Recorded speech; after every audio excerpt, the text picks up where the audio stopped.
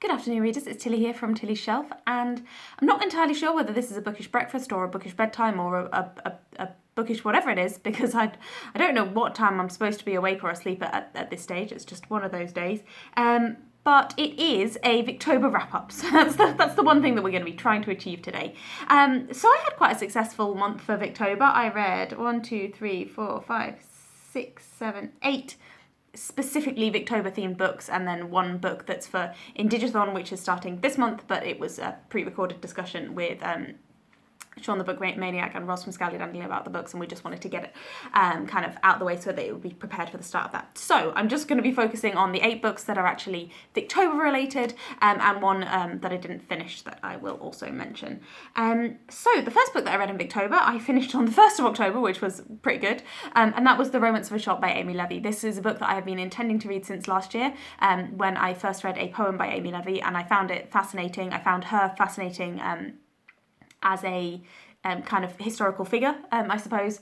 And I have discussed that in a separate video, which I will link down below for a little bit more information on that. But basically, it's about the story of a group of sisters who set up a photography shop after being left as orphans with a very small income, and they decide to make their own way in the world as kind of Victorian New Woman type characters.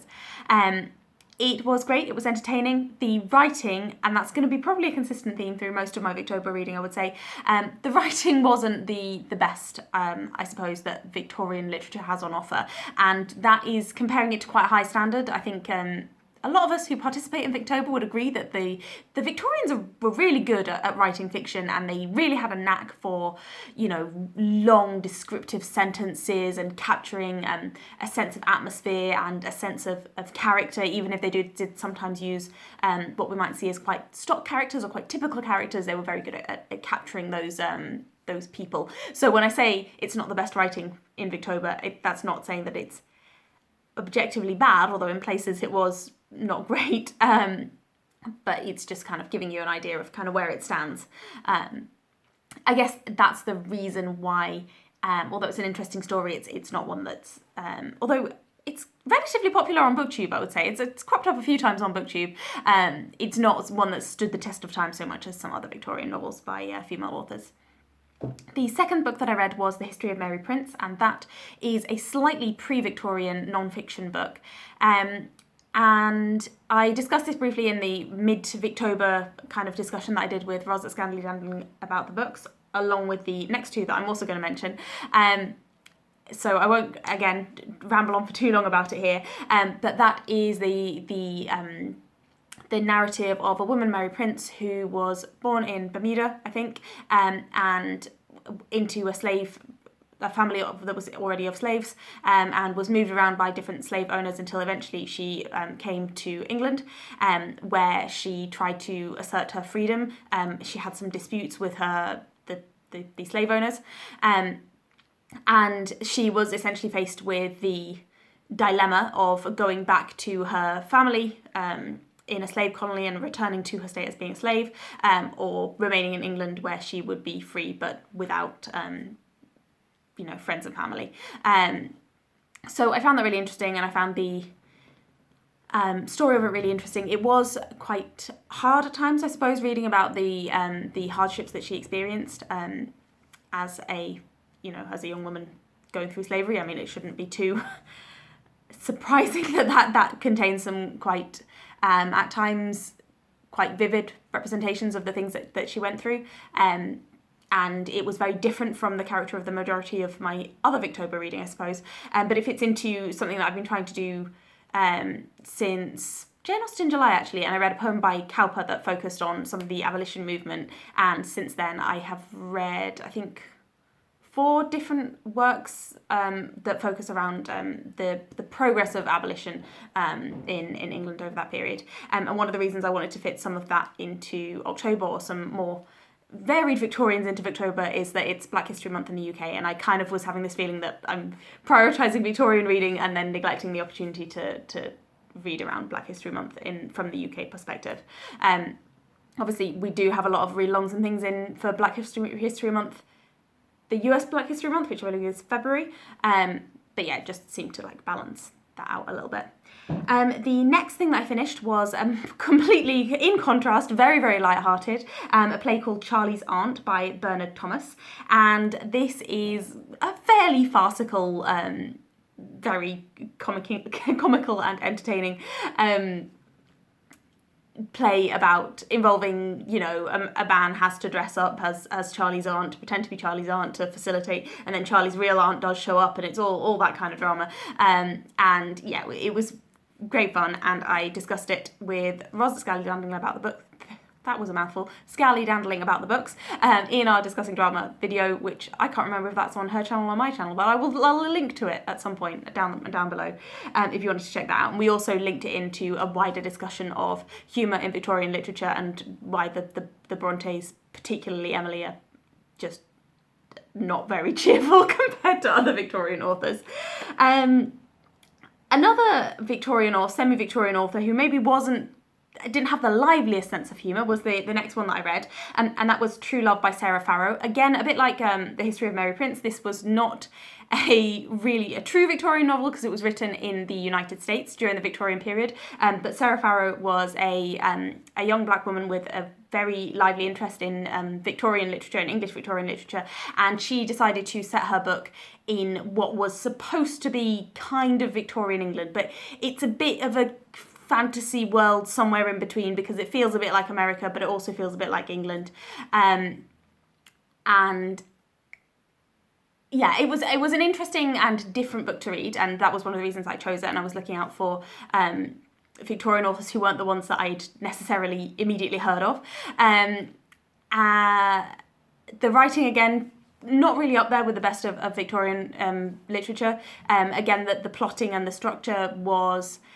The plotting was on the lines of predictable, and the structure was sometimes quite loose and a little bit vague and jumped around a little bit. But it hit a lot of the Victorian kind of sentimental beats that you expect from your Victorian literature, which I think, from what I understand, she was trying to emulate the books that she loved at that stage, and that was what she wanted to do. So it seems like she's achieved her ambition. She also wrote with aracial characters, which apparently was quite a common technique for black authors who didn't want to speak too much about their racial origins because they were worried about discrimination and so on. So that was just an interesting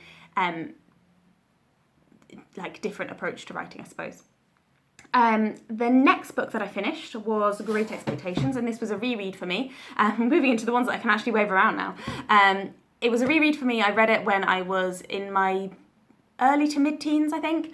I enjoyed bits of it. I didn't love it to pieces. I read it because, I think I've probably said this on a previous video, but I read it because other groups, I was in top set for English because, I love books, but other sets had to read Great Expectations for some GCSE or some of the exams, and my set didn't have to. We had to read Frankenstein, which is just an awful book. So I read it because I didn't want to be, one of the people who hadn't read Great Expectations when other people had supposedly read it, although I know a lot of my classmates didn't read the whole book.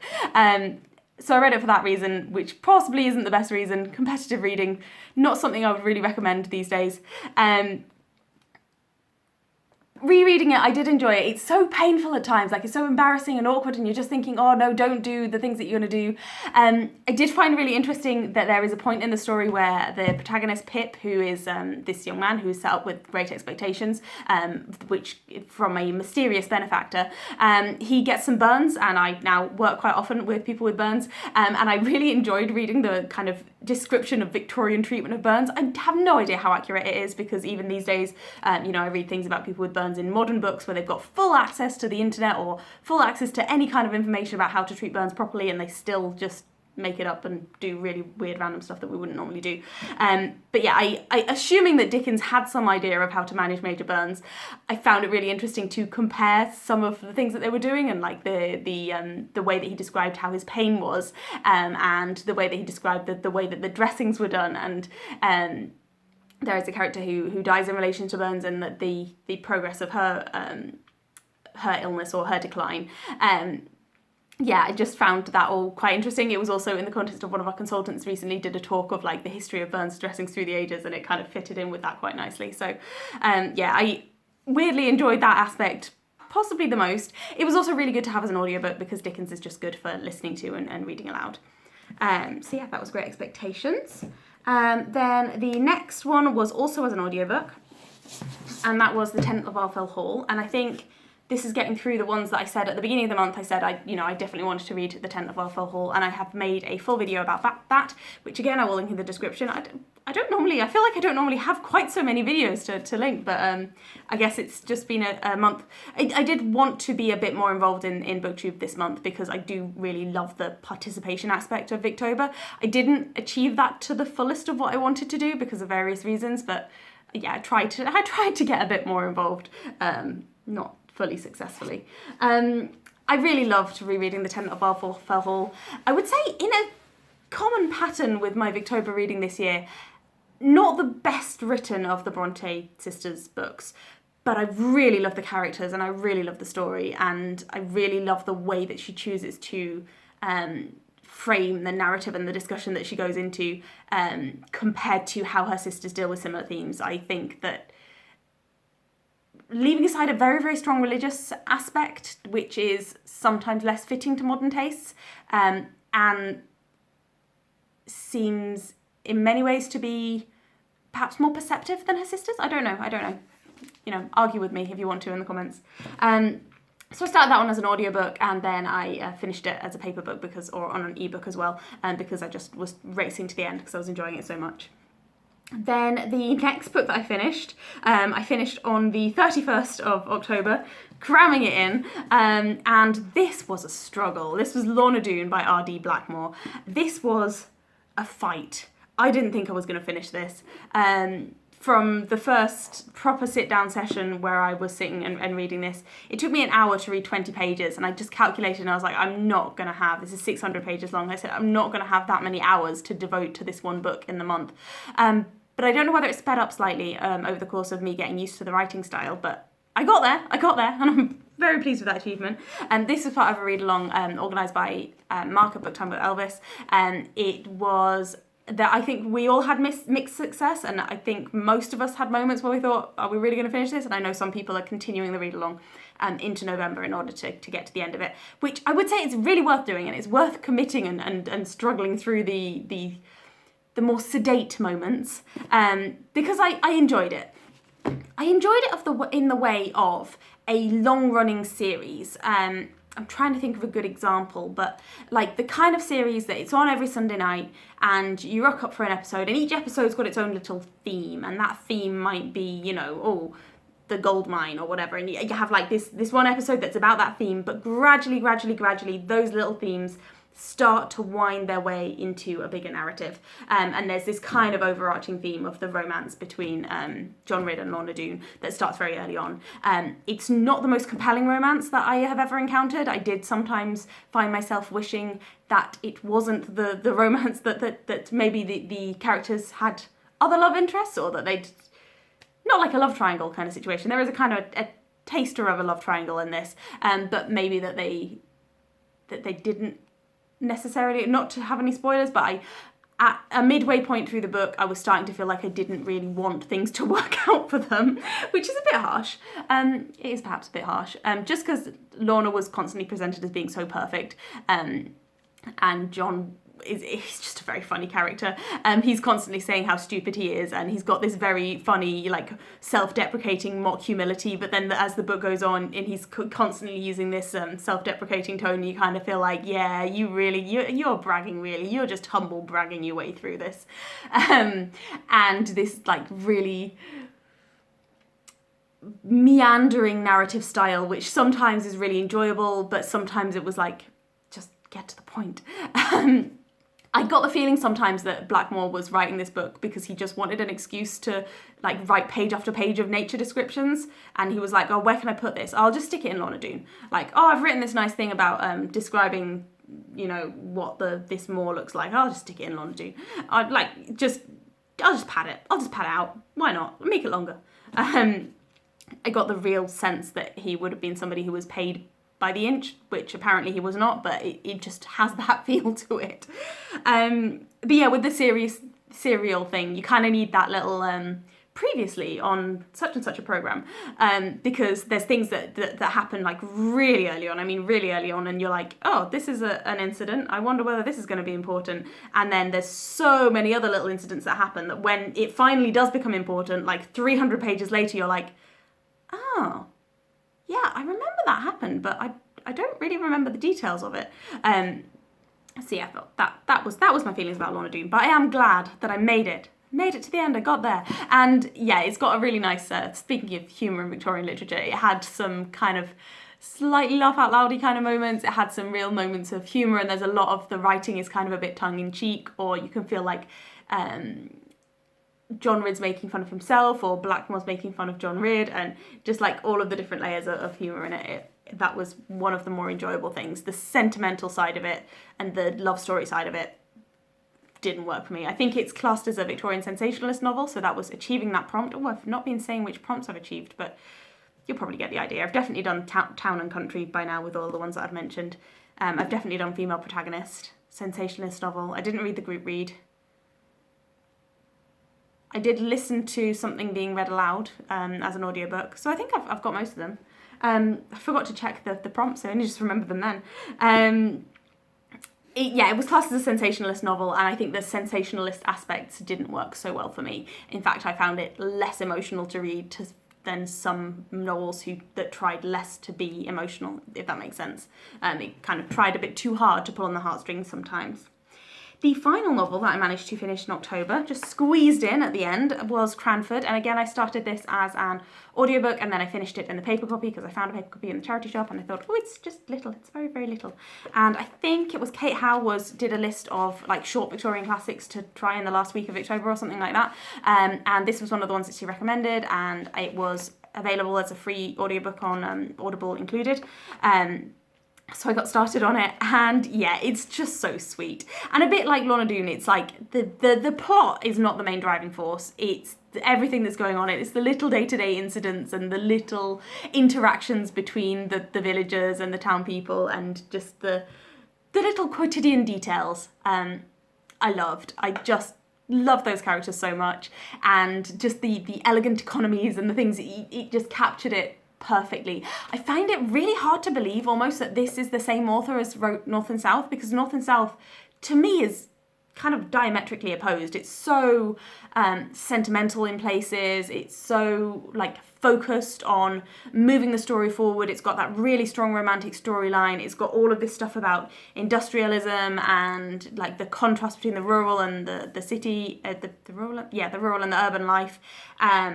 And it's got it's got a couple of quite strong male characters, like strong as in the forceful side of Mr. Thornton.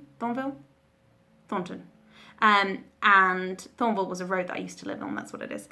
And then the strong character of the character's dad, for instance, who's strong in a different way, in terms of the portrayal of his kind of religious doubt. I found that was really good. And Cranford is basically devoid of male characters. Like, that's the point. It's a village where, when men move there, they end up moving away because there's only women there, and they're like the only man at the card parties, and they're like, right, I'm getting the hint here. So yeah, I really loved this. I also loved that we've got this theme of a town where it's mostly women, and then we've got this kind of flashback or reflection to an earlier period and a young man growing up in that town, and experimenting with cross-dressing. It's described as being like one in a number of like pranks and silly behaviours that he plays. But I found interesting that the main thing, and the thing that's seen as being the most shocking and scandalous thing that he does, is experimenting with cross-dressing. And that's the thing that when he gets told off for it, he feels that he has to leave his home and run away and oh, spoilers. That's the emotional fallout from it is so intense when you compare that to like Charlie's Aunt, where the cross-dressing is entirely played for laughs. I found that a bit of an interesting contrast. I feel like this is a book that I could easily return to time and again, particularly as an audiobook, and just if I want something like cozy and like soothe you to sleep kind of audiobook terrain. So that was the last one that I finished. I also have one that I have not yet finished, and please don't be angry with me for being so mean to a book, but I broke it. I got this in a charity shop, I think, at the start of October, or mid-October, and this is Robert Browning. It's just a collection of his poetry. I have known a bit of Robert Browning since I was about 15 because I had to study one of his poems for GCSE, My Last Duchess. It's one of my favourite Victorian poems. Last year I did a Victober poetry reading challenge and I read another one of his that I really enjoyed, and that was Porphyria's Lover. Really gothic and macabre and slightly weird. So I was like, oh great, I love Robert Browning. And my mum's been reading, Rosa's been reading some Robert Browning this month as well, and she was quite positive about him, and she's talked a lot about the Browning couple and their relationship. But I just can't really get into most of these poems. So I'm a bit disappointed. I think partially it's because some of them are a lot longer than the kind of poems I've typically been reading this year. So at the moment I'm halfway through Bishop Blogram's Apology, and that is... I must be at least 5 or 6 pages into it, and I've still got a good few pages to go. And that's just not the kind of format of poem that I'm used to. There were certain ones of these that I found quite interesting and amusing. One was Charles Rowland to the Dark Tower Came, and that tells the story of a knight, arriving at this, Charles Rowland arriving at the Dark Tower, and I really liked the kind of gothic and dark and bleak use of language there, and the way that atmosphere and setting was built up. So I think when he kind of gets it right, or when I get it right, I suppose, he's really good at generating that sense of atmosphere and that sense of threat and doubt. But some of the, I suppose, more political and social commentary type poems didn't work for me so well, and also the romantic poems. There's a couple of poems that I think lean towards the romantic, which again didn't quite get there for me. I am going to try and still finish this. It was part of my goal for this year to read a poem a day for every day of 2021. Thanks to Bishop Blogram's Apology, I am definitely falling behind on that, but I think I banked a few extra poems earlier in the year, so I should manage to get there all right. It's just fighting my way through this. It is so broken because I went away to a wedding for a few days and I left it, stupidly left it propped open, and it was slightly damp where it was left, and yeah, now it's stuck. But when I finished reading it, I will squish it back together and then put it on my very tightly packed poetry bookshelf, and maybe that'll restore it a little bit. And it was secondhand already, so it is what it is. So that's the end of October, Victober, and now it's non-fiction November, and I'm very much looking forward to reading as much as I can of non-fiction this month. The one thing that I really quite wanted to get through to in Victober that wasn't in my original plan, but I saw many people reading it and I thought it sounded really interesting, was The Wonderful Adventures of Miss Mary Seacole in Many Lands. I think that's the full title, which is the memoir, I suppose, of Mary Seacole, who was I suppose an untrained nurse, or worked as a nurse in a time when training was a bit more variable, and her services were rejected by established authorities because of her Jamaican background, and so she kind of travelled on her own to the Crimean War and got involved in caring for people there and setting up a bit of a hotel/hospital facility there. It's a book that I feel like as a nurse, I feel like I should have read it, because you kind of, she's one of the names that is really tied up with nursing heritage, and increasingly people kind of use her name to balance out, if somebody's wanting to show that they've got an appreciation of the diverse origins of nursing, you'll say Florence Nightingale and Mary Seacole all in a row. And I know quite a bit about Florence Nightingale. I have been to the museum about her in London. I've read one of her books, so I feel like, if I'm going to try and balance it out for myself, I need to read Miss Mary Seacole in Many Lands. And people that I've read it have said that it's, interesting in places, and really worthwhile to read. So that's a non-fiction book, so I can still read that for non-fiction November. I've read 3 books so far, and it's the 4th, so I'm doing pretty well for non-fiction November, but that's a whole other video in itself, so I will stop there, and happy reading. I hope you all enjoyed Victober and did well on the prompts and whatever your reading targets were, and I'll speak to you soon. Bye.